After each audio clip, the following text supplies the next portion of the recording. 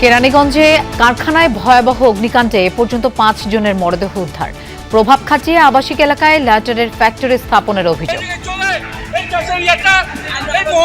নিষেধ করছিলাম, অনুনয় বিনয় করছিলাম যে ভাই এই আবাসিক এলাকা আপনি এখানে এই ফ্যাক্টরিটা করেন না। বারবার তাদের নিষেধ করা সত্ত্বেও তারা কারখানা চালিয়ে যাচ্ছে।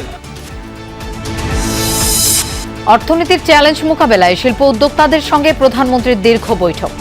জ্বালানি খাত সহ উন্নয়ন বাজেটে সহযোগিতা দেবে এশিয়ান ইনভেস্টমেন্ট ব্যাংক। জ্বালানি সংকটের কারণে যে চাপ সৃষ্টি হচ্ছে অর্থনীতির উপরে, এখান থেকে বের হওয়ার জন্য আমরা বাজেট সাপোর্টের সম্বন্ধে আলাপ হয়েছে এবং তারা সম্মত হয়েছে।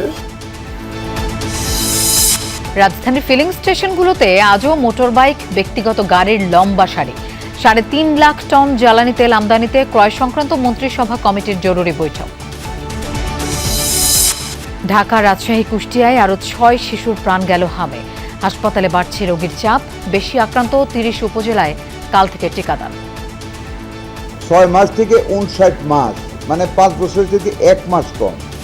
এই গ্রুপটাকে আমরা কালকে থেকে শুরু করি। গণভোটের রায় বাস্তবায়নের দাবিতে ১১ দলীয় ঐক্যের বিক্ষোভ মিছিল। নেতারা বললেন, সংবিধান সংস্কার এড়াতে চাইলে বিএনপির পরিণতি হবে ফ্যাসিবাদের মতো। দেশের পথে সাফজয়ী যুবারা। ছাদখোলা বাসে হাতিরঝিলের অ্যাম্ফি থিয়েটারে যাবে রোনান মাহিনরা। সংবর্ধনা দিতে অপেক্ষায় ফুটবল প্রেমীরা।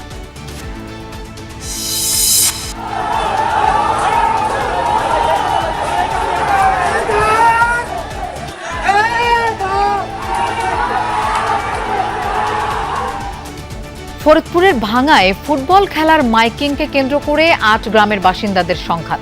আহত ২ শতাধিক। যৌথ বাহিনীর চেষ্টায় ৫ ঘণ্টা পর নিয়ন্ত্রণে পরিস্থিতি। বিধ্বস্ত F-15 এর নিখোঁজ পাইলটের হদিস মেলেনি এখনও। চলছে দুপক্ষের পাল্টাপাল্টি অভিযান। ইরানের বুশেহর পরমাণু কেন্দ্রে আবারও ইসরায়েলের হামলা।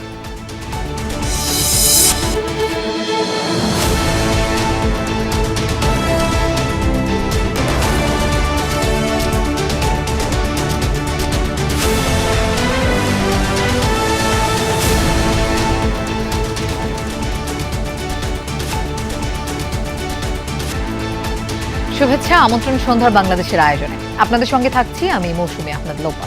এতক্ষণ শিরোনাম দেখছিলাম। কেরানীগঞ্জের কদমতলীতে একটি লাইটার গ্যাস কারখানায় ভয়াবহ অগ্নিকাণ্ডে এখন পর্যন্ত ৫ জনের মরদেহ উদ্ধার করা হয়েছে। কারখানায় আগুন দেখে প্রথমে নেভানোর চেষ্টা করেন স্থানীয়রা। পরে ফায়ার সার্ভিসের 7টি ইউনিট প্রায় 2 ঘন্টার চেষ্টায় আগুন নিয়ন্ত্রণে আনে। কেরানীগঞ্জ কদমতলীর আমবাগিচা এলাকা। স্থানীয় আকরাম মিয়ার লাইটার গ্যাস কারখানায় হঠাৎ আগুনের লেলিহান শিখায় ছড়িয়ে পড়ে আতঙ্ক। ধোঁয়ায় ঢেকে যায় পুরো আবাসিক এলাকা।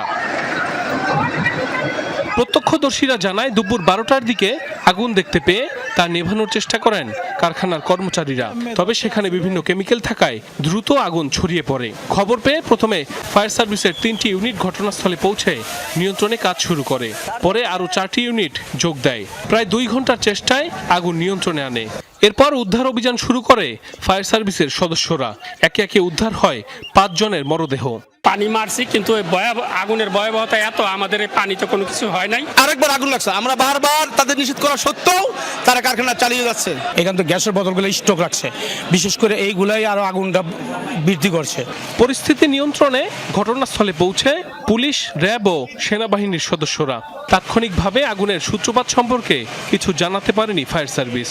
এই ফ্যাক্টরি বা এই প্রতিষ্ঠানের কোনো প্রতিনিধি বা কোনো লোককে আমরা এখনো পর্যন্ত পাইনি। তো সুতরাং আমরা সে কারণে আমরা বলতে পারতেছি না যে এখনই যে কি কারণে আগুনটা লেগেছে। এটার ঝুঁকি অনুযায়ী যেরকম ব্যবস্থা থাকার কথা এরকম অগ্নি নির্বাপন ব্যবস্থা এখানে ছিল না। গ্যাস জাতীয় দাহ্য পদার্থ আছে, ওইখানে আমরা প্রথমে একটা পাইপের মাধ্যমে নিয়ন্ত্রণ করার চেষ্টা করি, কিন্তু একটা পাইপের মাধ্যমে গ্যাস নিয়ন্ত্রণ করা সম্ভব না। পরবর্তীতে আমরা স্থানীয় লোকের সহযোগিতায় আমরা 2টা লাইন দিয়ে মোটামুটি আগুন নিবারণের কাজ করছে। অবৈধ কারখানা, অবৈধ ম্যাস ফ্যাক্টরি, যেখানে হচ্ছে আপনার এটা শুনেছি আমি যে গত বছরও নাকি এরকম এখানে দুর্ঘটনা হয়েছিল। এলাকাবাসীর অভিযোগ, 5 বছর আগে আবাসিক এলাকার মধ্যেই গড়ে ওঠে কারখানাটি। বিভিন্ন সময় স্থানীয়রা বাধা দিলেও তা ভ্রুক্ষেপ করেনি কারখানা মালিক। গত বছরও সেখানে অগ্নিকাণ্ড হয়, সে সময়ও কোনো ব্যবস্থা নেয়নি প্রশাসন। সাইফ আহমেদ, যমুনা নিউজ। দর্শক, আমরা কদমতলীতে যেতে চাই, সেখানে আছেন আমাদের সহকর্মী রাজীব আহমেদ। আমরা তার কাছে যাচ্ছি। রাজীব, নিহতদের পরিচয় জানা গেছে কিনা এবং আগুনের কারণ সম্পর্কে জানতে পেরেছেন কিনা সেটি জানতে চাই, এবং কিছুক্ষণ আগে একটি ব্রিফ হয়েছে, সেখানে কি জানানো হলো? রূপা, এখানে স্বাস্থ্যমন্ত্রী এসেছেন এবং তিনি পরিদর্শন করছেন এবং তিনি আমাদেরকে জানিয়েছেন যে যারা আপনার মৃত মারা গেছে এই অগ্নিকাণ্ডের ঘটনায়, সে সরকারের পক্ষ থেকে প্রত্যেকের পরিবারকে শ্রম মন্ত্রণালয় থেকে 2 লাখ টাকা করে দেওয়া হবে এবং আপনার যারা আহত হয়েছে তাদের চিকিৎসা ব্যবস্থা ফ্রি এবং সরকার দায়িত্ব নিয়েছেন, এটা তিনি জানিয়েছেন। এবং তিনি বলছেন যে এখানে যারা হতাহত হয়েছে তাদের চিকিৎসা ব্যবস্থার জন্য তারা প্রধানমন্ত্রীর কনসার্নে তিনি এখানে ছুটে এসেছেন এবং তিনি বলছেন যে প্রধানমন্ত্রীর নির্দেশনে এখানে পরিদর্শন এসেছে এবং এখানে কোনো মৃতদেহ আর আছে কিনা সে নিজে এসে সে সশরীরে থেকে এখানে আপনার দেখবেন এবং সেটাই তিনি করছেন। এবং তারা বলছেন যে এক্সেলারেটরের মাধ্যমে এই স্তূপকে ভিতরে কোনো মরদেহ বা লাশ আসছে কিনা সেটা তারা দেখবেন। এবং এলাকার ভিতরে একটা ধোঁয়াশা তৈরি হয়েছে, যে ফায়ার সার্ভিস থেকে বলা হয়েছে যে 5 জনের মৃতদেহ, কিন্তু আশপাশের অনেকেই বলছেন যে আরও বেশি মৃতদেহ রয়েছে। এই জন্য তারা চাচ্ছেন যে জনসম্মুখে জিনিসটা খোলাসা করা উচিত এবং এই জন্যই তারা ভেকুর মাধ্যমে তারা এই জিনিসটা ওপেন করবেন। এখন এখানে স্বাস্থ্যমন্ত্রী কথা বলতেছেন, আমরা তার সাথে যদি একটু কথা বলি। তাৎক্ষণিক চলে গিয়েছে, কেউ হালকা আহত হয়েছে, কেউ একটু মারাত্মক হয়েছে। যেটা মিটফুডের কথা আমরা জেনেছি, মিটফুড থেকে রিসিভ করেনি, ওইখান থেকে রেফার করেছে বার্ন ইউনিটে। আমরা কথা বলতেছি, আপনারা এখানে কি সহায়তা দিচ্ছেন যদি একটু বলবেন? মাত্র তো আমি আসলাম, আর কি সহায়তা বলেন? রুগী খুঁজতেছি চিকিৎসা করার জন্য। যারা মারা গিয়েছেন তাদেরকে 2 লক্ষ টাকা করে আগামীকাল আমার শ্রমমন্ত্রী এসে দিবেন। এইখানে আসছি, এটা ভেঙে এখন দেখব ভিতরে আর লাশ আছে কিনা, যাতে আর আগুন না ছড়ে মানুষের যাতে ক্ষয়ক্ষতি না হয় ওইটার ব্যবস্থা করার জন্য প্রশাসন আছে, আমিও আছি, আমাদের পলিটিক্যাল নেত্রীও আছেন। এর বাইরেও যদি কোনো দায়িত্ব পালন করতে হয় আপনারা দেখুন, আমরা দায়িত্ব পালন করব। এটাই শিশু শ্রমের যে বিষয়টি, এখানে কিন্তু আমরা বেশ কিছু নারী শিশুর সাথে কথা বলেছি।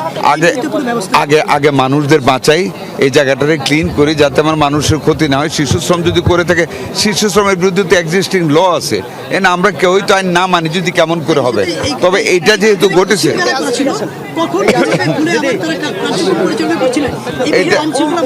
এটা খতিয়ে দেখা হবে আন্ডার হুজ অথরিটি এটা আবার খুললো, হ্যাঁ, কারা ওনাকে সাহস দিল খোলার জন্য, বা যদি কেউ দায়ী হয়ে থাকে আমরা এটা দেখবো, খতিয়ে দেখবো এবং যথাযথ ব্যবস্থা গ্রহণ করবো। এখন একটু কাজ করতে দেন, আমি রুগী। দর্শক, কেরানীগঞ্জে ভয়াবহ আগুনের ঘটনা ঘটেছে এবং সেখানে আমরা দেখছিলাম স্বাস্থ্যমন্ত্রী সর্দার শওকত হোসেন কথা বলছিলেন, আমাদের সহকর্মী রাজীব আহমেদও সেখানে ছিলেন।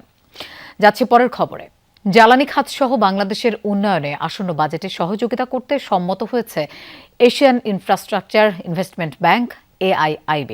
এছাড়া বন্ধ সরকারি বেসরকারি কারখানা চালুর বিষয়ে উদ্যোগ নেয়ার কথা জানিয়েছেন অর্থ পরিকল্পনা মন্ত্রী আমির খসরু মাহমুদ চৌধুরী। বিনিয়োগ বান্ধব পরিবেশ তৈরি করতে দেশের বেশ কয়েকজন ব্যবসায়ী ও শিল্প উদ্যোক্তাদের সাথে বৈঠক করে মতামত চান প্রধানমন্ত্রী তারেক রহমান। মন্ত্রী সচিব ও ব্যবসায়ীদের সমন্বয়ে প্রাইভেট সেক্টর অ্যাডভাইজারি কাউন্সিল করেছে সরকার, যার সদস্য হিসেবে রয়েছেন ডিবিএল গ্রুপের M A Jabbar, Pacific jeans গ্রুপের সৈয়দ মোহাম্মদ তানভীর, অ্যাপেক্সের সৈয়দ নাসিম মঞ্জুর, বে ফুটওয়্যারের জিয়র রহমান ও প্রাণ আরফেলের আহসান খান চৌধুরী। শনিবার প্রধানমন্ত্রীর কার্যালয়ে কাউন্সিলের প্রথম সভায় সভাপতিত্ব করেন প্রধানমন্ত্রী তারেক রহমান। দেশে ব্যবসা ও বিনিয়োগ বান্ধব পরিবেশ তৈরি করতে ব্যবসায়ীদের কাছে মতামত চান প্রধানমন্ত্রী। সভায় উত্থাপিত কিছু সংকট তাৎক্ষণিকভাবেই সমাধান করেন তারেক রহমান। বিনিয়োগ বান্ধবের হওয়ার যে প্রক্রিয়া, সেই হিসাবে আজকে ব্যবসায়ী নেতৃবৃন্দের সাথে বসা হয়েছে। তাদের কাছ থেকে উনি শুনেছেন যে বিনিয়োগের পথে বাধা কোথায়, তাদের বিনিয়োগে বাধা কোথায় কোথায় পাচ্ছে, এগুলোর সমাধান উনি করতে চান, খুব সহসা করতে চান এবং এইগুলো শুনেছেন। কিছু কিছু সমাধান অন দ্য স্পট দিয়েছেন, আর বাকিগুলো আলোচনার মাধ্যমে সমাধান দেওয়া হবে। নতুন প্রজেক্টের বাইরেও যেগুলো পুরনো প্রজেক্ট বন্ধ হয়ে আছে এগুলো চালু করার জন্য আলোচনা হয়েছে এবং এগুলোর উপর সমাধান দিয়ে আমরা আশা করি অনেকগুলো প্রজেক্ট চালু করা হবে। পরে এশিয়ান ইনফ্রাস্ট্রাকচার ইনভেস্টমেন্ট ব্যাংকের প্রতিনিধি দলের সাথে সৌজন্য সাক্ষাৎ করেন প্রধানমন্ত্রী। এ সময় বাংলাদেশের উন্নয়নে প্রতিষ্ঠানটি সহযোগিতা করার প্রতিশ্রুতি দেয়। জ্বালানি সংকটের কারণে যে চাপ সৃষ্টি হচ্ছে অর্থনীতির উপরে, বাংলাদেশের উপরে সারা বিশ্বের সব দেশের উপর এই চাপটা সৃষ্টি হচ্ছে। এখান থেকে বের হওয়ার জন্য আমরা বাজেট সাপোর্টের সম্বন্ধে আলাপ হয়েছে এবং তারা সম্মত হয়েছে, তারা বাজেট সাপোর্ট দেবে বাংলাদেশকে। আবহাওয়াজনিত যে প্রজেক্টগুলো আছে ক্লাইমেটের সাথে জড়িত, এগুলোতে তারা সহায়তা দেবে, যেমন সোলার পাওয়ার সাথে জড়িত, তারপরে ইলেকট্রিক ভেহিকেলস সহ যে ক্লাইমেট জনিত যে সমস্ত প্রজেক্ট আছে এখানে তারা সাপোর্ট দেবে। বিকেলে প্রধানমন্ত্রীর সভাপতিত্বে উন্নয়ন পরিকল্পনা সংক্রান্ত আরও একটি সভা অনুষ্ঠিত হয়। আরেফিন শাকিল, যমুনা নিউজ, ঢাকা। জরুরি ভিত্তিতে বিভিন্ন ধরনের 3,50,000 টন জ্বালানি তেল আমদানির জন্য ছুটির দিনে বসেছে ক্রয় সংক্রান্ত মন্ত্রিসভা কমিটি এবং অর্থনৈতিক বিষয় সংক্রান্ত মন্ত্রিসভা কমিটির বৈঠক। বিকেল 5টার পরে ভার্চুয়াল মাধ্যমে শুরু হওয়া এই বৈঠকে সভাপতিত্ব করছেন অর্থ ও পরিকল্পনা মন্ত্রী আমির খসরু মাহমুদ চৌধুরী। মধ্যপ্রাচ্যের চলমান যুদ্ধের কারণে আন্তর্জাতিক জ্বালানির বাজারে তৈরি হয়েছে অস্থিরতা। এই বাস্তবতায় আগাম প্রস্তুতি হিসেবে জ্বালানি মজুদ নিশ্চিত করতে চায় সরকার। আরব আমিরাত, কাজাখস্তান সহ বিশ্বের বিভিন্ন উৎস থেকে তেল কেনার সিদ্ধান্ত নেবে সরকার।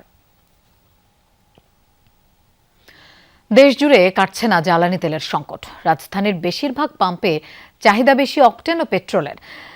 এই দুই জ্বালানির সংকটও বেশি। তাই পাম্পগুলোর সামনে আজও ব্যক্তিগত গাড়ি ও মোটর বাইক চালকদের লম্বা লাইন দেখা গেছে। অনেক গ্রাহক জানান জ্বালানি তেলের সংকটে তাদের জীবিকা বন্ধ হওয়ার উপক্রম হয়েছে। মিরপুর রোডে বাইকের লম্বা সারি, জ্বালানি তেলের জন্য অপেক্ষা করছে শত শত মানুষ। তাদেরই একজন মামুন কাজ করেন পার্সেল সরবরাহ প্রতিষ্ঠানে। তেলটা না পাই তাইলে আমার এই অফিসে কার্যক্রম বন্ধ থাকবে, আর আমাদের যেহেতু টার্গেটে কাজ, টার্গেট ফিল আপ না করলে তো আমি মান্থলিভাবে স্যালারিটা পাবো না। তেল না নিলেও বেতন পাবো না, আবার তেল নিতে আসা বেতন বন্ধ আর কি। এমন বিপদে অনেকেই, তাই পাম্পগুলোর সামনে লাইন লম্বা হয়, কিন্তু জ্বালানি তেল মেলে না। ঘন্টার পর ঘন্টা অপেক্ষা করছেন শত শত মানুষ। আমি গতকালকে রাত্রে 12:30টায় লাইনে দাঁড়াইছি, এখনো পর্যন্ত তেল নিতে পারিনি। কিছু করার নাই, আজকে না নিতে পারলে কালকে থেকে অফিস করতে পারবো না, এই জন্য আজকেই কষ্টটা করতে চাই। সরকারের 2 টাকা আবার কমায় দিতে হবে, তাহলে যারা মজুত করছে তারা ধরা খাবে। সরকার যদি ঘোষণা করে যে তেলের ক্রাইসিস আছে, আমার মনে হয় যাদের খুব বেশি প্রয়োজন না তারা বাইকটা বের করবে না। একবার নিয়ে 20 মিনিট পর আবারও জ্বালানি তেল নিতে আসা গ্রাহকেরও দেখা পাওয়া গেল কল্যাণপুরের এক পাম্পে। এরকম অনেকেই প্রয়োজনের অতিরিক্তও নিচ্ছেন। 20 মিনিট আগেই তেল নিচ্ছেন, আবার এখন নিচ্ছেন কেন? এখন 200 টাকার তেলে তো কিছুই হয় না, এদিক ওদিক যাওয়া লাগে, ভার্সিটি যাওয়া লাগে। এখন তেল নাই, দেখেন আপনি ট্যাঙ্কি খুলে দেখেন, আপনি ক্যামেরাটা এইখানে মিক্স করেন, দেখেন কতটুক তেল আছে। এরা তেল নিছে, নিয়ে আবার ঘুরে ঘুরে আসতেছে। ডিপো থেকে দেয়া জ্বালানি তেল পাম্পগুলোতে সঠিকভাবে পৌঁছানো ও বিতরণ তদারকিতে দেখা গেছে কোম্পানিগুলোর প্রতিনিধিদের। তারা বলছেন গত বছরের হিসেবে পাম্পগুলোকে জ্বালানি তেল সরবরাহ করা হচ্ছে। পাম্পের ব্যবস্থাপক বলছেন চাহিদার অস্বাভাবিক বৃদ্ধিতে বরাদ্দ জ্বালানি তেল শেষ হচ্ছে কয়েক ঘন্টার মধ্যেই। 4 দিন ধরে অকটেন ছিল না তাদের, আজকে অকটেন দেওয়া শুরু করছে। আর ডিজেলটা তারা নিয়মিত পাচ্ছে। ডিজেলের তেমন সিএল না, শুধু অকটেন। আর বেশি সমস্যাটা হয়েছে বাইকওয়ালারা। 4,500 দিয়ে 3-4 দিন চলে যেত, এখন সে তেল 2 ঘন্টা থেকে 3 ঘন্টার ভিতর পুড়ে যায়। এদিকে সকালে রাজধানীর বেশিরভাগ পাম্পে মেলেনি অকটেন এবং পেট্রোল, তবে সেখানে ডিজেলের সংকট দেখা যায়নি। শাকিল হাসান, যমুনা নিউজ, ঢাকা। আগামীকাল থেকে শুরু হামের বিশেষ টিকাদান কর্মসূচি। 6 মাস থেকে 59 মাস বয়সী শিশুরা এই টিকা পাবে। কেউ আগে টিকা পেয়ে থাকলেও ক্যাম্পেইনে টিকা নিতে পারবে। দুপুরে স্বাস্থ্য মন্ত্রণালয়ে সংবাদ সম্মেলনে এসব তথ্য জানিয়েছেন স্বাস্থ্যমন্ত্রী সরদার সাখাওয়াত হোসেন। সারা দেশ নয়, প্রথম পর্যায়ে টিকা দেওয়া হবে 30টি উচ্চ ঝুঁকিপূর্ণ এলাকায়। দেশে প্রতিদিন হাজারের বেশি মানুষের হামের উপসর্গ দেখা দিচ্ছে। 19 দিনে মারা গেছেন প্রায় 100 জন। পরিস্থিতি নিয়ন্ত্রণে বিশেষ টিকা কর্মসূচি শুরু হচ্ছে রোববার। 18টি জেলার 30টি উপজেলায় ক্যাম্পেইন চলবে। এসব এলাকায় হামের সংক্রমণ সবচেয়ে বেশি। পরে দেশের অন্য এলাকাতেও শুরু হবে কর্মসূচি। হামের টিকা দেয়া হয় 9 মাস বয়সে। পরিস্থিতি বিবেচনায় টিকা নেয়ার বয়স কমল 3 মাস। এখন থেকে 6 মাস বয়স পরেই দেয়া যাবে এই টিকা। এই 30টা উপজেলা শুরু করা মানে আমাদের কার্যক্রম শেষ না। আমরা এটাকে যেহেতু এখানে প্রবল আকার ধারণ করেছে, এটাকে আমরা কন্ট্রোলে এনে বাকিগুলি তো আমরা কাজে অগ্রসর হবো ইনশাল্লাহ। কোনোটাই থেমে থাকবো না। ফার্স্টে শুরু করতেছি 6 মাস থেকে 59 মাস, যেটাতে এখন অ্যাটাকটা বেশি, এটাকে আমরা এখন টিকা দান করব। স্বাস্থ্যমন্ত্রী জানান, অসুস্থ শিশুকে হামের টিকা দেয়া হবে না, তবে হামে আক্রান্ত শিশুদের খাওয়ানো হবে ভিটামিন এ ক্যাপসুল। যারা অসুস্থ, হাম আক্রমণ হয়েছে অথবা জ্বর হয়েছে, হামের সম্ভাবনা আছে, শুধু আক্রান্ত চিকিৎসাধীন রোগীদেরকে ভিটামিন এ দেয়া হবে। যাদেরকে এর বাইরে অসুস্থ না কিন্তু আমরা টিকা দিচ্ছি, তাদেরকে ভিটামিন এ দেয়া হবে না। সংবাদ সম্মেলনে জানানো হয়, হামে আক্রান্ত 82 ভাগের বয়স 6 মাস থেকে 59 মাসের মধ্যে। আমরা কিন্তু আপ্রাণ চেষ্টা করতেছি, ডেথ রেট কমিয়ে আসছে ইনশাল্লাহ। এখন ভ্যাকসিনেশনে চলে যাচ্ছে, আশা করি আমরা ফুল কন্ট্রোলে নিয়ে নিব। হাসান মিসবাহ, যমুনা নিউজ, ঢাকা। গেল 24 ঘন্টায় হামে আক্রান্ত হয়ে মহাখালীর ডিএনসিসি কোভিড ডেডিকেটেড হাসপাতালে মৃত্যু হয়েছে 2 শিশুর। ভর্তি হয়েছে 70 জনের বেশি। চিকিৎসক ও শয্যার কোনো সংকট নেই বলে জানিয়েছেন এই হাসপাতালের পরিচালক। হামে আক্রান্ত 2 সন্তানকে নিয়ে হাসপাতালের বিছানায় দিনরাত এক মা তাসলিমার। তিনি জানান, ঘরে অসুস্থ তার বড় সন্তানও। আমার এক ঘরে 2 জন, আজকে এখন সন্ধ্যা আমার বড় ছেলেটাও বাসায় অসুস্থ ভাই, বিকাল পর্যন্ত দেখে এমন আছে ওই ছেলেরও এনে নিয়ে আসতে পারি। শনিবার ডিএনসিসি কোভিড হাসপাতালে গিয়ে দেখা যায় ভর্তিরত হামে আক্রান্তদের চাপ। 0 থেকে 7 বছরের শিশুরাই আক্রান্ত হয়ে কাতরাচ্ছেন সবচেয়ে বেশি। হাম টেস্ট দিছে, এখনো রিপোর্টটা আসে নাই, তারপরে বোঝা যাবে যে আসলে কি হাম আছে নাকি অন্য কোনো সমস্যা। আসছেন কতদিন? আজকে আসা 3য় দিন। আজকে 7 দিন এখানে। কি বলছিলেন? আমরা প্রথম 4 দিন হচ্ছে আইসিইউতে ছিলাম, এখন বাকি 3 দিন হচ্ছে আমরা এখানে আসছি। ডাক্তার আজকে আমাদের রিলিজ দিয়ে দিবে, বাবু মোটামুটি ভালো আছে। 24 ঘন্টায় এখানে মারা গেছে 2 জন শিশু। হামের রোগী ভর্তি হয়েছে 70 জনের বেশি। চিকিৎসারত আছেন আরও 304 জন। আর গত 18 দিনে 230 জনের বেশি সুস্থ হয়ে ফিরেছেন বাড়িতে। প্রতিদিনই আমাদের আউটডোরে 400 থেকে 500 হামের রোগী চিকিৎসার জন্য আসছে। এই পর্যন্ত আমরা 550 জন রোগীর মতো ইনডোরে রেখে আমরা চিকিৎসা দিয়েছি এবং আজকের দিনে আমাদের এখানে 300 বেশি রোগী ভর্তি আছে। হামের চিকিৎসার জন্য নির্ধারিত ডিএনসিসি কোভিড হাসপাতালটি ওয়ার্ড ও চিকিৎসক সংকট নেই বলে জানান পরিচালক। যত বেশি পরিশ্রম করেই হোক, এই সিচুয়েশন থেকে সবাইকে সেভ করতে হবে। সে কারণে আমাদের বর্তমান যে লোকবল আছে, আমরা সবাই হাইয়েস্ট ডেডিকেটেড ওয়েতে 100% রোগী দেওয়ার চিকিৎসা করছি। এখন পর্যন্ত আমাদের যে পেশেন্ট ফ্লো আছে সেটাতে আমরা লোকবল দিয়ে ম্যানেজ করতে পারছি। কাল থেকে হামের টিকা দেওয়া শুরু হলে সংক্রমণ কমে আসবে বলে আশা চিকিৎসকদের। রাব্বি হোসেন, যমুনা নিউজ, ঢাকা। দেশের রাষ্ট্র ক্ষমতা একক ব্যক্তির দ্বারা পরিচালনা করবে বলে গণভোটের রায় বাস্তবায়ন চায় না বিএনপি। এমন অভিযোগ করে 11 দলীয় জোটের নেতারা বলেছেন, গণরায়কে হাইকোর্ট দেখালে জনগণ রাজপথে মোকাবেলা করবে। বিকেলে গণভোটের রায় বাস্তবায়নের দাবিতে বিক্ষোভ মিছিলে এসব কথা বলেন তারা। রাজপথের আন্দোলন কোনো সরকারি দলের জন্য ভালো লক্ষণ নয় বলেও মন্তব্য করেন জোটের শীর্ষ নেতারা। বিকেলে বায়তুল মোকাররম মসজিদের উত্তর গেটে মিছিলের পূর্বে জুলাই সনদ কার্যকর এবং গণভোটের ফল অনুযায়ী সংবিধান সংস্কারের দাবিতে বিক্ষোভ কর্মসূচি পালন করে জামায়াত নেতৃত্বাধীন 11 দলীয় জোট। এ সময় জোটের শীর্ষ নেতারা বলেন, জনস্বার্থের বিরুদ্ধে গেলে রাজপথ ও সংসদে প্রতিবাদ করা হবে। দেশ পরিচালনার জন্য জনগণের সংবিধান হতে হবে জানিয়ে 11 দলীয় শীর্ষ নেতারা আরও বলেন, বিএনপি সুবিধাবাদীদের রাজনীতি করছে। এ সময় জামায়াতের নায়েবে আমির AGM আজহারুল ইসলাম বলেন, গণভোটের রায়কে অস্বীকার করা মানে এক ব্যক্তির হাতে শাসন কায়েম করা। বক্তব্য শেষে বায়তুল মোকাররম মসজিদের সামনে থেকে বিক্ষোভ মিছিল করা হয়। মিছিলে যোগ দেন জোটের হাজারো নেতাকর্মী। মিছিলটি পল্টন মোড় ঘুরে নাইটিঙ্গেল মোড়ে গিয়ে শেষ হয়। বিএনপি আজ যেই রাজনীতি করছে, সুবিধাবাদের রাজনীতি। বিএনপির রাজনীতির 2 বুনিয়াদ, 2টি নীতি জাতির সামনে স্পষ্ট। এক হলো মুনাফিকের রাজনীতি, আর এক হলো সুবিধাবাদের রাজনীতি। জনগণের ভোটে নির্বাচিত হয়ে সরকার গঠন করা বৈধ, আর জনগণের ভোটে সংস্কার হবে সেটাকে বলে অবৈধ। এমন দ্বিচারিতা বাংলাদেশের মানুষ সহ্য করবে না। সরকার যদি সংস্কার করে, জনস্বার্থে কাজ করে, সহযোগিতা দেব। জনস্বার্থের বিরুদ্ধে গেলে রাজপথে প্রতিবাদ, সংসদে প্রতিবাদ হবে।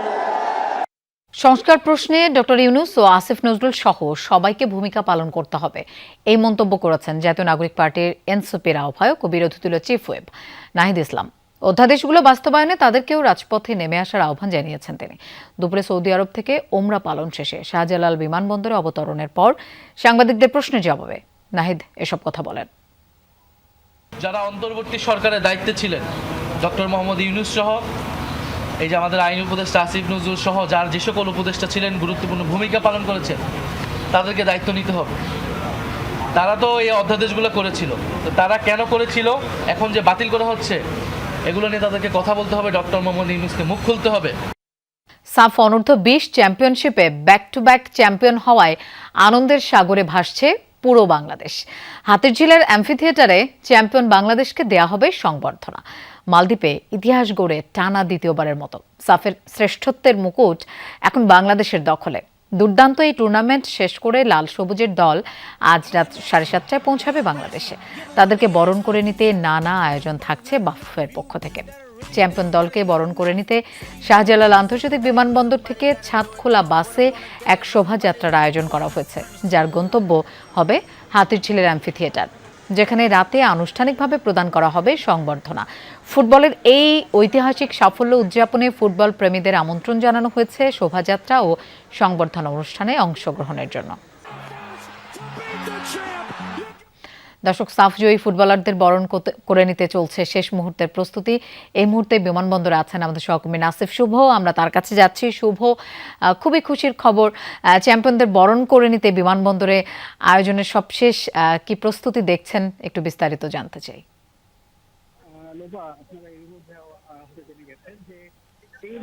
কিন্তু বাংলাদেশ কিন্তু তাদের যে অনূর্ধ্ব-19 যে শ্রেষ্ঠত্ব সেটি কিন্তু ধরে রেখেছে, অর্থাৎ গতকাল যে ফাইনাল ছিল সেটি কিন্তু হাড্ডাহাড্ডি লড়াই টাই ব্রেকারে চিরপ্রতিদ্বন্দ্বী ভারতকে তারা কিন্তু হারিয়ে এই শ্রেষ্ঠত্ব অর্জন করেছেন। এবং আমরা যদি আপনাদেরকে ঠিক এই মুহূর্তে বিমানবন্দরের এলাকা চিত্র যদি দেখানোর চেষ্টা করি, যে খুব বেশি আসলে সমর্থক যে এসছেন এখানে আসলে বলাটা আসলে কঠিন, কেননা সমর্থকদের চেয়ে আসলে গণমাধ্যম কর্মীদের ভিড় এবং আনাগোনাটাই সবচেয়ে বেশি দেখা যাচ্ছে। তবে এরই মধ্যে কিন্তু আমরা দেখেছি যে ক্রীড়া প্রতিমন্ত্রী তিনি কিন্তু এসেছেন এবং সেই সাথে তিনি বরণ করে নেওয়ার যে আনুষ্ঠানিকতা রয়েছে সেগুলো আসলে ভিতরে তিনি সম্পন্ন করবেন। পাশাপাশি বাফুফের কর্তারাও কিন্তু এসেছেন। এবং ঠিক এই মুহূর্তে আসলে আপডেটটি জানিয়ে রাখতে চাই যে বাংলাদেশ অনূর্ধ্ব-20 যে দলটি আসলে সাফ জয় করে ফিরছে, তারা কিন্তু এরই মধ্যে ল্যান্ড করেছে, অর্থাৎ কিছুক্ষণ আগে হজরত শাহজালাল আন্তর্জাতিক বিমানবন্দরে কিন্তু তাদের ফ্লাইটটি কিন্তু অবতরণ করে এবং ঘড়ির কাঁটাটা তখন বলছিল 7:25, অর্থাৎ 7:25 তারা কিন্তু এসে পৌঁছেছে। এবং আমরা জানি যে এর মধ্যে ভিতরে যে যুব ও ক্রীড়া মন্ত্রণালয়ের যে আনুষ্ঠানিকতা হচ্ছে সেটি সম্পন্ন হবে, তারপরেই কিন্তু তাদের সে বিশেষ মাইলস্টোন অর্থাৎ ছাদখোলা যে বাস রয়েছে সেই ছাদখোলা বাসে কিন্তু তাদেরকে বরণ করে নিয়ে যাওয়া হবে। যদি এখনো পর্যন্ত বিমানবন্দরে এসে পৌঁছেনি, তবে আমাদের কাছে যে তথ্যটুকু রয়েছে যে কমলাপুর থেকে এরই মধ্যে তারা বাসটি নিয়ে রওনা হয়েছে এবং কিছুক্ষণের মধ্যে চলে আসবেন চ্যাম্পিয়নদের বরণ করতে।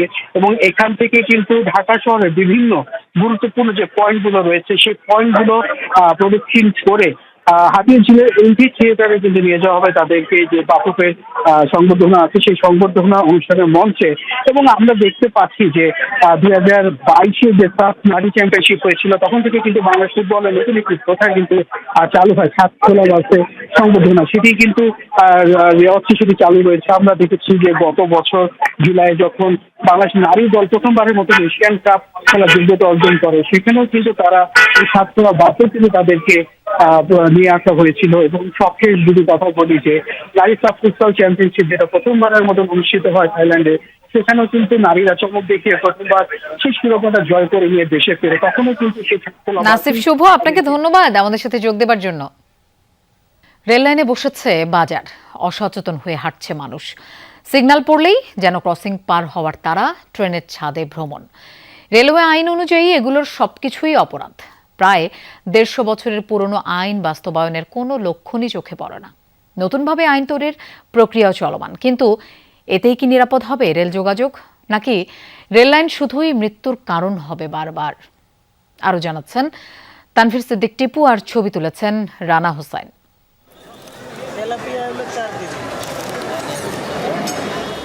দেখে মনে হতে পারে সাধারণ কোনো মাছ বাজারের দৃশ্য, কিন্তু এই বাজারটির পুরোটাই বসেছে রেল লাইনের উপরে। যেখান দিয়ে কয়েক মিনিট পর পর ছুটে যায় ট্রেন। ট্রেন আসার সংকেত পেলেই তল্পা গুটিয়ে দৌড়। ট্রেন চলে গেলে আবার আগের জায়গায় ফেরে ব্যবসা। রেলওয়ে আইন 1890-এর 122 ধারা অনুযায়ী রেল লাইনের দুই পাশের 10 ফুট করে 20 ফুট জায়গাকে নিষিদ্ধ এলাকা হিসেবে বিবেচনা করা হয়। অর্থাৎ এই জায়গায় যদি কেউ জোরপূর্বক বা অনুমতি ছাড়া প্রবেশ করেন তাহলে তা দণ্ডনীয় অপরাধ হিসেবে বিবেচনা করার কথা। কিন্তু এই আইনের বিষয়ে এই এলাকার বেশিরভাগ মানুষই জানেন না, জানলেও মানেন না। রেল লাইনে এভাবে ব্যবসা করা অপরাধ আর ঝুঁকির, তবুও জীবিকার তাগিদ। আগে থেকে অবস্থা এটার উপরে নির্ভরশীল করতেছি। আমাদেরকে বলে, আমরাও বলি কি করবো করে, তারপরে বলে যে যাই কিছু করেন সাবধানে থাকেন, জানি কোনো ক্ষতি হয় না। শুধু ব্যবসা নয়, রেল লাইন হাঁটারও পথ। রেলের আইন বলছে এটিও অপরাধ, কিন্তু জানেন কেউ? এরকম কেউ এভাবে বলে নাই যে এদিক দিয়ে চলাফেরা করা যাবে না বা এটা নিষেধ। আরও কোটি কোটি মানুষ এই আইন সম্পর্কে জানে না। এটা জানানোর দায়িত্ব সরকারের, রেল মন্ত্রণালয়ের। রেলওয়ে পুলিশের 2021 থেকে 2025 সালের হিসাব বলছে এই 5 বছরে ট্রেনে কাটা পড়ে প্রাণ গেছে 5098 জনের। ট্রেন লাইনের উপর বসা বা চলাচলের কারণে মারা গেছেন 2417 জন। রেল লাইনে সময় কাটাতে পছন্দ করেন অনেকে। লাইনে বসে কানে ইয়ারফোন দিয়ে উদাস মনে শোনেন গান। গত 5 বছরে কানে ইয়ারফোন নিয়েই পৃথিবী থেকে বিদায় নিয়েছেন 166 জন। মালিবাগ রেলগেট দেখে বোঝার উপায় নেই এটা লেভেল ক্রসিং। গেট নামলেও ঝুঁকি নিতে পিছপা নন অনেকে। ট্রেন আসার আগ মুহূর্তে চলে প্রাণপণ দৌড় প্রতিযোগিতা। আগে যাওয়ার জন্য দূরত্ব হয়তো দাঁড়িয়ে রইল না, ভাবছে যে ট্রেনটা আসলে তো অনেক সময় লাগবে। যদি একটা গাতার ভিতর পড়ে গেল তখন যাত্রীও শেষ, প্যাসেঞ্জারও শেষ, গাড়িও শেষ, সবই শেষ। গত 5 বছরে রেল ক্রসিং এভাবে দ্রুত পারাপারের চেষ্টা করে প্রাণ হারিয়েছেন 1681 জন। এই চিত্র পুরো দেশের রেল যোগাযোগ ব্যবস্থার। কোথাও মহাসড়কের সাথে যুক্ত রেল লাইন, কিন্তু নেই রেল ক্রসিং। কোথাও আবার রেল ক্রসিং থাকলেও নেই গেটম্যান। রেল পুলিশ বলছে তাদের পর্যাপ্ত লোকবল নেই। আমাদের রেলওয়ে পুলিশের যে জনবল এত কম, এটা স্টেশন, প্ল্যাটফর্ম, রেল, আমাদের তো যেমন টিজি পার্টি, আমাদের ট্রেন গার্ড যেটা স্বল্পতার কারণে আমরা কিন্তু সব ট্রেনে আমরা ট্রেন গার্ডও দিতে পারি না। রেল কর্তৃপক্ষ বলছে রেল লাইনে সবসময় 144 ধারা জারি থাকলেও তা মানানো যায় না। রেল লাইনের উপরে কিন্তু সবসময় বহাল আছে 144 ধারা। তো এটা আমাদের অনেকেই কিন্তু জনসাধারণ বা জনগণ ওনারা কিন্তু জানেন না, আবার যারা জানেন তারাও মানতেছেন না। বুয়েটের দুর্ঘটনা গবেষণা ইনস্টিটিউটের এই অধ্যাপক বলছেন আইন কার্যকরে দরকার সদিচ্ছা। গ্রুপে গ্রুপে বসা, কথা বলা। রেলের পাশে যারা আছে তারাও তো দীর্ঘদিন আছে, তাদেরকে আপনি সরাইতে হবে। কি প্রক্রিয়া যায় তাদের সাথেও কথা বলে বলে কাজ করতে হবে।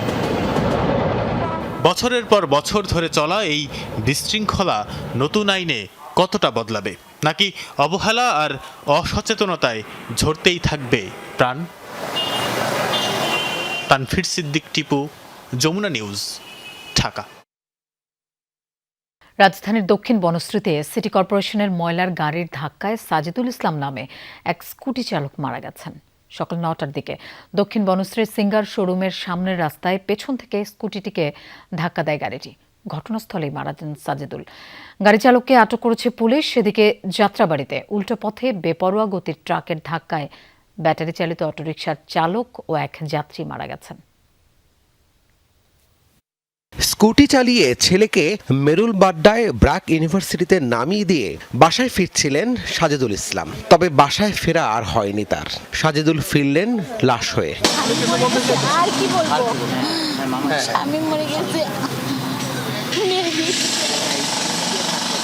ঢাকা দক্ষিণ সিটি কর্পোরেশনের ময়লার গাড়ি সাজিদুলের প্রাণ কেড়ে নেয়। ঘাতক চালকের দৃষ্টান্তমূলক বিচার দাবি পরিবারের। তো বাসার কাছে আসছে তখন একটা মেবি সিটি কর্পোরেশনের ময়লার গাড়ি তাকে চাপা দিছে, সাথে সাথে স্পট ডেড হয়ে গেছে। অটো রিক্সা থেকে শুরু করে প্রত্যেকটা যানবাহন এবং সিএনজি বেবি ট্যাক্সি যেগুলো আছে, মানে কোনো তোয়াক্কা নেই, আইন কানুনের কোনো তোয়াক্কা নেই। এই দুর্ঘটনা থেকে কিভাবে এড়িয়ে যাওয়া যায়, কিভাবে নিজের জীবনটাকে সেভ করা যায়, এর জন্য আমাদের সবাইকে সজাগ থাকতে হবে। আসলে পুলিশ জানায় সকালে স্কুটি চালিয়ে দক্ষিণ বনশ্রীর সিঙ্গার শোরুমের সামনে আসলেই ময়লার গাড়ির ধাক্কায় ঘটনাস্থলেই মারা যান সাজেদুল। ঘাতক চালককে আটক ও গাড়িটি জব্দ করেছে পুলিশ। এদিকে রাজধানীর যাত্রাবাড়িতে উল্টো পথে বেপরোয়া গতির ট্রাকের ধাক্কায় ব্যাটারি চালিত অটোরিকশার চালক ও এক যাত্রী মারা গেছেন। শুক্রবার রাত 1টার দিকে যাত্রাবাড়ির মীর হাজিরবাগ কাঁচাবাজার এলাকায় এই দুর্ঘটনা ঘটে। ঘটনার পরপরই ট্রাকটি জব্দ ও এর চালককে আটক করেছে পুলিশ। রাবি সিদ্দিকী, যমুনা নিউজ, ঢাকা।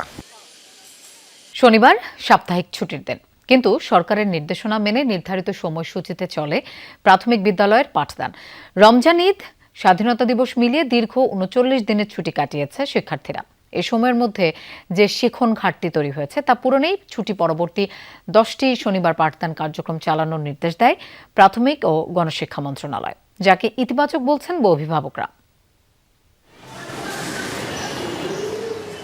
পবিত্র রমজান মাস, ঈদ উল ফিতর, স্বাধীনতা দিবস মিলিয়ে টানা ৩৯ দিনের ছুটি কাটিয়েছে কোমলমতি শিক্ষার্থীরা। দীর্ঘ সময়ে লেখাপড়ার যে ঘাটতি তৈরি হয়েছে তা পূরণে ছুটি পরবর্তী 10টি শনিবার শ্রেণী কার্যক্রম চালু রাখতে হবে এমন নির্দেশনা দেয় প্রাথমিক ও গণশিক্ষা মন্ত্রণালয়। শনিবার সাপ্তাহিক ছুটি হলেও সরকারের সিদ্ধান্ত মেনে সরকারি প্রাথমিক বিদ্যালয়গুলোয় নির্দিষ্ট সময় ও নিয়মে চলে পাঠদান। অভিভাবক, শিক্ষার্থী, শিক্ষক সবাই আমরা ঠিক সময়ে আজকে উপস্থিত হয়ে গেছি। আর শিক্ষার্থীর উপস্থিতি একটু কম প্রথম শনিবার হিসেবে। এই যে শিখন ঘাটতি পূরণের জন্য যে 10টা শনিবার খোলা রাখবে, এই সম্পর্কে অনেকেই জানে না। আমরা জানানোর পরেও অভিভাবকরা মনে করতেছে যে হয়তো বাচ্চারা ভুল বলছে বা হয়তো ক্লাস হবে না। নির্বাচন, রমজান ও ঈদের কারণে বছরের প্রথম 3 মাসে শ্রেণী কার্যক্রম তুলনামূলক কম হয়েছে। এতে শিক্ষার্থীদের মধ্যে শিখন ঘাটতি তৈরি হয়েছে। এই পরিস্থিতিতে সরকারের এই সিদ্ধান্তকে ইতিবাচক হিসেবে দেখছেন অভিভাবকরা। তো সামনের মাসে তো পরীক্ষা, তাহলে পোলাপানের যদি পড়াটা তো মনে করেন পিসের পড়াটা তো পড়ানো হয়নি, রোজার মধ্যে বন্ধ হয়েছে, এটা তো হুট করে বন্ধ দিয়েছে, আমরা ক্লাস করতে পারিনি। বাচ্চাদের তো গ্যাপ পড়ে গেছে অনেক দিনই। কিছুদিনের জন্য হলে ঠিক আছে, ভালো, যেহেতু আমাদের বাচ্চাদের পড়ালেখার ঘাটতি পূরণের জন্যই তো খোলা রাখছে। এই নির্দেশনা শুধু সরকারি প্রাথমিক বিদ্যালয়ের জন্য প্রযোজ্য, মাধ্যমিকের প্রথম থেকে 8ম শ্রেণীর শিক্ষার্থীদের জন্য নয়। লাভলি বিথি, যমুনা নিউজ, ঢাকা। ফুটপাত ও সড়কের একাংশ দখল করে গড়ে ওঠা দোকান, রেস্টুরেন্ট ও ওয়ার্কশপের অবৈধ স্থাপনা উচ্ছেদ করেছে ডিএমপি। তৃতীয় দিনের মতো এই অভিযান চালানো হয়। পুলিশ বলছে, ফুটপাতের ব্যবসায়ীদের সতর্ক করা হচ্ছে, কিন্তু তারা যদি আইন না মানেন তবে কঠোর হবে আইনশৃঙ্খলা বাহিনী। রাজধানীর প্রায় সব ফুটপাতই বেদখল। বৈধ এবং অবৈধ দোকানপাটের পণ্য রাখা হয় ফুটপাতে, তাই পথচারীরা ফুটপাত সহজেই ব্যবহার করতে পারেন না। 3 দিন ধরে এমন ফুটপাত দখলমুক্ত করতে অভিযানে নেমেছে ডিএমপি। এমন খবর পেয়ে মোহাম্মদপুর টাউন হলের ক্ষুদ্র ব্যবসায়ীরা আগেই ফুটপাতের দোকানপাট সরিয়ে নিতে থাকেন। তবে অভিযানের পর আবারও আগের অবস্থানে ফিরে যায় ফুটপাত। 35 বছর কাজ করে এখানেই, হ্যাঁ, কোনো সময় নাম উঠে নাকি। কত টাকা দেয়া লাগতো? না, আমরা টাকা দিই না। অনেক জন্য বস্তা যদি দেয় তাহলে তো আমাকে বসতে হবে, নাহলে তো আমরা চলুম কিভাবে? আমাদের একটা প্রতিষ্ঠান করে দিলে আমরা বসতে না দিলে আমরা বসুম না। ফুটপাত ইউজ করছে অবৈধভাবে, এটা আমাদের উচিত হয়নি, তারপরে আমরা এটা করছি, এই কারণে আর কি আমাদের। অভিযান পরিচালনাকারী ম্যাজিস্ট্রেট ও পুলিশ কর্মকর্তারা বলছেন, শুরুতে সতর্ক করা হচ্ছে, না মানলে কঠোর ব্যবস্থা। তাদেরকে আমরা উঠিয়ে দিচ্ছি যে রাস্তার উপরে দোকান এক্সটেন্ড করেছেন অথবা রাস্তাটা জবরদখল করে নিয়েছেন, তাদেরকে আমরা সরিয়ে দিয়েছি, কিন্তু আবারও ওনারা চেষ্টা করছেন বসার জন্য। তাদেরকে আমরা আবারও মানে খুবই সফটলি আমরা হ্যান্ডেল করছি। তো আমরা চাচ্ছি না যে একদিনে এসে আমরা তাদের কিন্তু উৎখাত করতে পারবো না, যেহেতু অনেক দিনের প্র্যাকটিস। আমরা তাদের একটা মেসেজ দিচ্ছি এবং আমরা প্রাথমিকভাবে তাদের নোটিশ দিয়ে আসছি। পরবর্তী যদি তারা একই কাজ করে, রিপিটেড হয় যদি অপরাধটা, তখন আমরা আরও হারস হব। অনিয়মের জন্য কয়েকজন দোকানিকে জরিমানা করে ভ্রাম্যমাণ আদালত। টানা 5 দিন ফার্মগেট, গুলিস্তান সহ ডিএমপির 8টি বিভাগে বিশেষ এই অভিযান শেষ হবে রোববার। রাব্বি সিদ্দিকী, যমুনা নিউজ, ঢাকা। এখনো হদিস মেলেনি বিধ্বস্ত মার্কিন যুদ্ধবিমান F-15 এক পাইলটের। একদিন পরও চলছে দুপক্ষের পাল্টাপাল্টি অভিযান। এদিকে ইরানের বুশেহর পারমাণবিক কেন্দ্রে আবারও হামলা চালিয়েছে ইসরায়েল। শনিবার যৌথ বাহিনী লক্ষ্য বানিয়েছে দেশটির বিভিন্ন পেট্রোকেমিক্যাল স্থাপনাকেও। ইরানের পররাষ্ট্রমন্ত্রীর হুঁশিয়ারি, পরমাণু কেন্দ্র থেকে তেজস্ক্রিয় পদার্থ ছড়িয়ে পড়লে সেটি ধ্বংস করে দেবে পুরো উপসাগরীয় অঞ্চলের মানুষের জীবন। অন্যদিকে ডোনাল্ড ট্রাম্পের দাবি, যুদ্ধবিমান ভূপাতিতের ঘটনা আলোচনার টেবিলে কোনো প্রভাব ফেলবে না। নিখোঁজ মার্কিন এয়ারম্যানের সন্ধানে ইরানের দুর্গম পাহাড়ি অঞ্চলে চলছে ঝুঁকিপূর্ণ অভিযান। নিচু দিয়েই উড়ছে মার্কিন হেলিকপ্টার, প্রহরায় আছে একের পর এক ফাইটার জেট। আশপাশের এলাকাগুলোতেও চলছে তৎপরতা। উদ্ধার অভিযান চালানো বিমান লক্ষ্য করে পাল্টা হামলা চালাচ্ছে IRGC। ইরানের হামলায় ক্ষতিগ্রস্ত হয় মার্কিন A-10 ওয়ারথক ফাইটার জেট। এক পর্যায়ে সেটি বিধ্বস্ত হয় হরমুজ প্রণালীর কাছে। এদিকে F-15 নিখোঁজ পাইলটের সন্ধানে তৎপরতা চালাচ্ছে ইরানও। পাইলটের বিনিময়ে লোভনীয় পুরস্কারের ঘোষণাও দিয়েছে দেশটি। নাটকে এই অবস্থার মধ্যেই ইরানে তাণ্ডব অব্যাহত রেখেছে যৌথ বাহিনী। টার্গেট করা হচ্ছে দেশটির একের পর এক পেট্রোকেমিক্যাল স্থাপনা, বিশ্ববিদ্যালয়। বুশেহরের পারমাণবিক কেন্দ্রে চতুর্থবারের মতো হামলা চালিয়েছে ইসরায়েল। পারমাণবিক স্থাপনায় লাগাতার হামলার পরও পশ্চিমাদের নিশ্চুপ ভূমিকার সমালোচনা করেছেন ইরানের পররাষ্ট্রমন্ত্রী। সামাজিক মাধ্যমে দেওয়া পোস্টে সতর্ক করে বলেন, তেজস্ক্রিয় পদার্থ ছড়িয়ে পড়লে তা পুরো উপসাগরীয় অঞ্চলের জন্য বিপর্যয় ডেকে আনবে। পাল্টা জবাব দিচ্ছে ইরান। ইসরায়েলের তেল আবিব, জেরুজালেম সহ একাধিক স্থান লক্ষ্য করে ছুড়েছে মিসাইল। এসব হামলায় ক্ষয়ক্ষতির খবরও মিলেছে। পাশাপাশি সংযুক্ত আরব আমিরাত, সৌদি আরব ও বাহরাইনেও হয়েছে হামলা। এদিকে যুদ্ধবিমান ছাড়াও 160টির বেশি মার্কিন ড্রোন ধ্বংসের দাবি করেছে তেহরান। মার্কিন সংবাদ মাধ্যম NBC-কে দেয়া সাক্ষাৎকারে প্রেসিডেন্ট ডোনাল্ড ট্রাম্প দাবি করেছেন, যুদ্ধবিমান ধ্বংসের ঘটনা চুক্তির আলোচনায় কোনো প্রভাব ফেলবে না। মোস্তফা মাহমুদ, যমুনা নিউজ। দর্শক, এই ছিল সন্ধ্যার বাংলাদেশের আয়োজনের। এতক্ষণ সাথে থাকার জন্য ধন্যবাদ সবাইকে।